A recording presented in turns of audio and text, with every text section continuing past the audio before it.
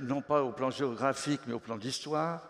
Et après avoir fait pas mal d'anesthésie, je suis plutôt maintenant du côté de la médiation, de l'inscription des experts sur une liste ou, malheureusement, à la chambre disciplinaire pour voir ce qui n'a pas été au plan déontologique. Alors, pardon, mais il faut être précis quand on aborde ces sujets. Et donc le mot plainte, malheureusement, comme beaucoup de mots, a beaucoup de sens. Au plan juridique, c'est très précis.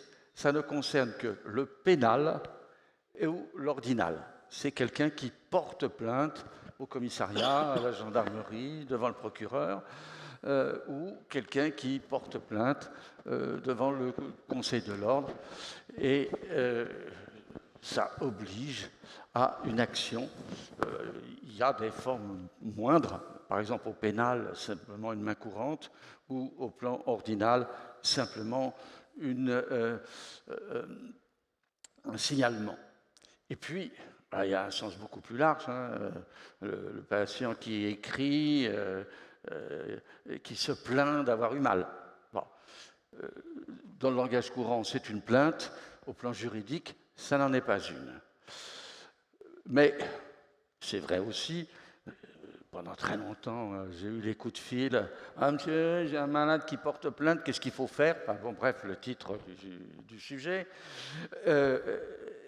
Et la question, qu'est-ce qu'il veut? Ah ben, il veut une indemnisation. Ça ne s'appelle pas une plainte, ça s'appelle une demande d'indemnisation, et ce n'est pas un plaignant, mais un demandeur. Alors, bien sûr, je vais prendre le mot plainte au sens de ces coups de fil habituels, à savoir, c'est quelqu'un dont on se dit qu'il va intenter un procès ou un quasi-procès. Je veux dire par là, tribunal ou commission de conciliation et d'indemnisation. Alors, on dit d'accord, mais comment on sait? Je dis le plus souvent au téléphone, j'ai un malade qui porte plainte. Oui, alors tu peux me dire dans quel cadre c'est? Ah ben je sais pas. Et donc, les questions, c'est quoi? Est-ce que tu as été convoqué par la police? Non. Bon. Alors, à contrario, si on est convoqué par la police, c'est que quelqu'un a porté plainte et qu'il y a une enquête qui démarre. Je ne vais pas vous dire comment il faut répondre ou pas à la police. Ce que je peux vous dire, c'est qu'il faut y aller et pas dire grand-chose. Ensuite, est-ce que le dossier a été saisi? Si on saisit le dossier à l'hôpital ou à la clinique, c'est qu'un procureur ou un juge d'instruction en a donné l'ordre à la police, donc on est dans un cadre pénal. Et bien évidemment, on doit le savoir. Alors, parfois, dans les hôpitaux, on ne prévient pas toujours la personne qui éventuellement serait visée, et ça mérite en tout cas d'être discuté avec l'administration. Les médecins doivent être au courant des saisies de dossiers lorsqu'ils sont concernés, parce que la plupart des dossiers saisis, c'est pas parce que les médecins sont en cause, mais parce que quelqu'un a donné un coup de couteau ou une rafale de mitraillette, et bien évidemment, on n'a pas à prévenir les médecins de cela. Mais si c'est parce que un patient se plaint de la façon dont il a été soigné, eh bien, nous devons en être prévenus pour pouvoir préparer sa défense. Je vais y revenir tout à l'heure. Alors, malgré tout, je dirais que, en préliminaire, il ne faut pas oublier que ces plaintes font partie de notre métier. Ça doit se préparer, se travailler comme une présentation à un congrès. On répète, on travaille le sujet. Il ne faut pas s'en faire un monde, car la plainte elle est, si je puis dire, consubstantielle de la démarche du patient. Le patient, il vient en général parce qu'il a une plainte qu'il dépose devant le médecin. Et si le médecin ne supporte pas cette plainte, le patient il va porter sa plainte ailleurs. Comprenez qu'il va porter plainte. Un autre élément plus général, c'est le sentiment de culpabilité. L'Homo sapiens sapiens c'est ainsi fait que quand un proche décède, il y a la culpabilité du survivant. Et la seule façon de se débarrasser de la culpabilité, c'est de la refiler à quelqu'un d'autre. Et donc, de manière un peu paradoxale, plus on augmente la culpabilité, par exemple, de l'entourage, plus il est obligé de demander à un tribunal de condamner le médecin. Donc, si on n'absorbe pas, si on n'accepte pas ça, si en réponse à cette plainte, on augmente la culpabilité, par exemple, si vous nous l'aviez amené plus tôt, ça ne serait peut-être pas passé comme ça, si vous aviez fait ci, s'il n'avait pas fumé, on augmente la culpabilité. Augmentant la culpabilité, on augmente les chances de ne pas pouvoir s'en sortir. Et donc, au contraire, il va falloir essayer de réduire cette culpabilité pour les familles, mais c'est pareil pour les collègues. Si vous cherchez à vous débarrasser de votre propre sentiment de culpabilité parce qu'on vous reproche quelque chose, vous essayez de refiler ça aux chirurgiens, aux collègues et tout, etc. En retour, lui, il va augmenter votre risque d'ennui. Donc, on supporte, on analyse, on travaille et on n'augmente pas la culpabilité des autres. Alors, maintenant, comment on fait ? Donc, je vous ai dit, il faut d'abord se repérer. Si vous voulez aller quelque part, il faut avoir le plan, savoir d'où on part et où on veut aller. Bon, si aujourd'hui vous êtes ici, c'est parce que vous connaissiez le plan de métro. Je ne pense pas de voiture, ça ne se fait plus maintenant. Hein. Le plan du métro, et vous saviez où aller. Alors là, je ne vais pas tout vous résumer, mais quelle est l'action demandée par le patient? C'est soit des sanctions professionnelles ordinales, soit pénales.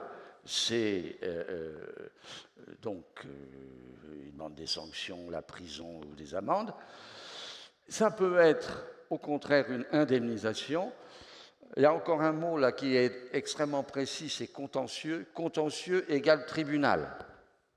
Et quand ce n'est pas au tribunal, c'est du non-contentieux. Comment ça s'appelle? Ça s'appelle un litige. C'est plus du contentieux. Et ça peut être réglé de manière non contentieuse, soit directement à l'amiable, soit par une CCI, une commission de conciliation et d'indemnisation. Alors, ça ressemble malgré tout, bien sûr, à une juridiction, puisqu'il y a une expertise, il y a un magistrat, mais ça n'en est pas une. Et donc, c'est important d'avoir en tête qu'il s'agit de quelque chose de quand même plus simple et il ne faut pas s'en faire un drame.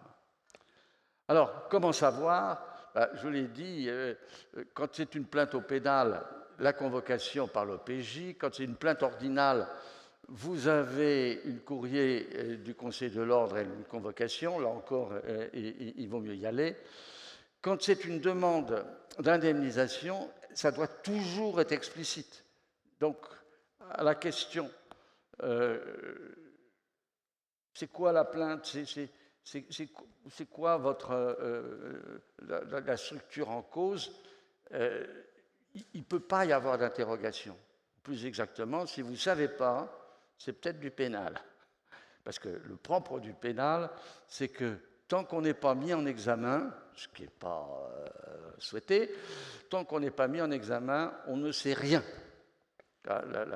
la police avance et c'est quand on est entouré qu'elle dit « rendez-vous, vous êtes cerné » avant secret d'instruction. À l'inverse, quand on est dans une demande d'indemnisation, la personne, elle doit commencer par vous demander de l'argent. Et donc, vous le savez, ça. Et bien évidemment, c'est parce que vous aurez, ou votre assurance aura refusé que la personne met en route une action. Si c'est une action devant un tribunal, de toute façon, il y a un huissier, enfin quelqu'un dans ce métier qui va vous remettre un papier comme quoi le tribunal est activé. Si c'est une commission de conciliation d'indemnisation, eh bien, pareil, c'est la présidente de la commission ou le président qui vous envoie un courrier. Ça a pu arriver éventuellement à l'hôpital sans que vous soyez au courant. C'est pas bien. Donc il faut aller tirer les oreilles des gens de l'hôpital. Souvent, c'est le rôle du chef de service. Mais à un moment donné, vous allez recevoir une lettre de convocation à une expertise. Et là encore, des coups de fil. Ah, ben, je suis convoqué à une expertise. Pourquoi? C'est quelle structure? Je ne sais pas. Ben, il faut lire le courrier parce que le début de la lettre de l'expert, il dit toujours qui l'a missionné, sous un juge ou une CCI. Et donc, à ce moment-là, vous savez exactement où vous êtes. Bon, alors, maintenant que vous êtes repéré, que faire? Il ne faut pas rester seul face à ces problèmes-là. D'abord, il faut un soutien des camarades. C'est extrêmement important. Alors évidemment, pour un bris dentaire, peut-être pas, mais dès que c'est grave, attention, il y a des suicides, on se croit fort, on ne l'est pas forcément. Il faut en parler et en parler avec des gens qui vous soutiennent. 2, il faut en parler avec des gens qui ne vous soutiennent pas. Avec des gens qui ont une grosse habitude de toutes ces affaires-là, parce qu'on ne peut pas faire une carrière sans avoir été exposé à ce genre d'affaires, et qui vont dire bah, « tu as fait une bêtise ici, etc. » et peu importe, mais qui va aider à construire de manière objective. Ensuite, ça va dépendre un peu du mode d'exercice. Si on est à l'hôpital, on doit en parler au chef de service. Alors souvent, le père expérimenté, ce sera le chef de service. Mais bon, des fois, les relations ne sont pas parfaites. Il n'empêche qu'il faut lui en parler. C'est un devoir. C'est une faute grave que de ne pas expliquer à un chef de service ce qui s'est passé dans son service et qui est mis en cause.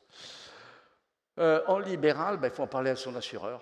Et quand je dis en parler, bien sûr, il y a un élément contractuel, c'est-à-dire on est obligé, si on veut être assuré, d'informer l'assureur de ce type d'action en justice qui vous arrive. Mais au-delà de cet aspect contractuel, il y a un certain nombre de compagnies d'assurance qui sont aidantes avec des experts médicaux, avec bien sûr des avocats aidant à préparer la défense. Et puis, donc, si c'est assez sévère, un avocat, les deux aspects juridiques et techniques vont de pair et on ne reste pas seul. De façon à préparer de façon très sérieuse, je l'ai dit, c'est un acte de la vie professionnelle, on prépare une présentation à un congrès, on prépare une expertise, on prépare une défense, on essaie d'avoir une stratégie, et en particulier pour l'expertise, et de manière, je dis, sereine. Il ne faut pas se faire un monde de tout ça. Donc vous voyez que l'erreur à éviter, c'est la politique de l'autruche. Alors, maintenant on est face au problème de l'expertise. Est-ce qu'on peut se protéger des experts? Alors, je sais bien que mon sujet, c'est je reçois la lettre avec une plainte, qu'est-ce que je fais?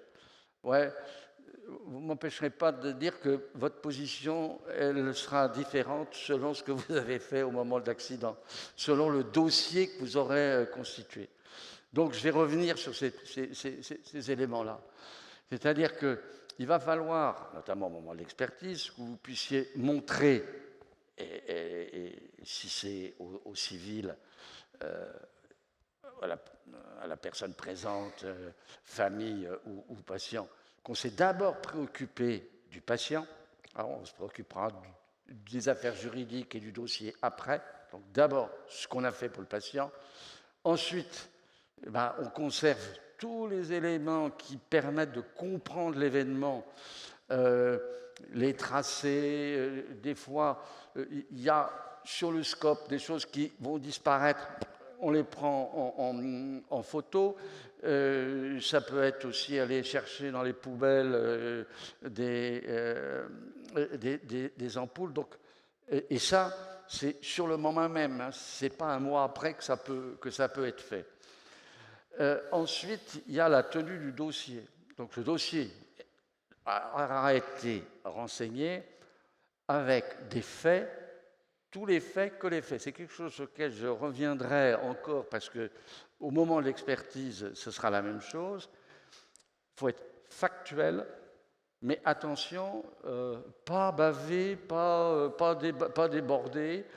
Et en particulier, si on a des incertitudes, il ne faut pas tout évoquer. En revanche, on marque ce qu'on avait en tête qui explique pourquoi on a injecté tel produit, pourquoi on a fait telle chose. Donc les actions concrètes qui vont être marquées sur le dossier, elles sont accompagnées d'un mot, juste une phrase, de la raison pour laquelle on a fait ça. Yeah. Alors, ensuite, attention de ne pas charger ses collègues, hein, parce que, je dis pas ça pour des raisons déontologiques simplement, c'est que l'expert, quand il voit ça, il va chatouiller celui qui a dit du mal de l'autre, et en plus, ça va revenir en boomerang. Et enfin, rédiger des notes qui ne seront pas dans le dossier, mais parce que souvent, on est interrogé des années après, c'est flou, et donc on aura écrit exactement ce qui s'est passé, qui était là, le nom du brancardier, le nom d'aide-soignante et tout ça. Alors, on est convoqué à l'expertise, il faut y aller. Et il faut avoir préparé, en fonction, bien, je l'ai dit tout à l'heure, du contexte juridique, mais aussi en ayant répété avec quelqu'un, de façon à ce que le propos soit clair, simple, et on ne rajoute rien, car plus on cherche à expliquer pourquoi ci, plus ça, l'expert qui n'avait pas pensé à quelque chose, tout d'un coup, il va débobiner le fil que vous venez de lui tendre, vous répondez aux questions, vous ne savez pas quelle question il se pose, eh ben, vous attendez que la question soit posée, vous répondez, sujet, verbe, complément, vous attendez autre chose. Et ça se répète, donc il faut avoir testé l'argumentaire devant un père aguerri. Donc, on répond aux questions sans en rajouter, en ayant disposé d'un dossier bien tenu qui donne une image de sérieux et surtout qui va limiter l'imaginaire de l'expert. Il y a deux façons de limiter l'imaginaire de l'expert. C'est les recommandations, et j'ai fait comme ceci parce que c'est la recommandation, et 2, le dossier bien tenu. Et donc, ma conclusion, c'est que la différence entre le médical et le médico-légal, elle est extrêmement ténue, c'est le dossier écrit. Merci de votre attention.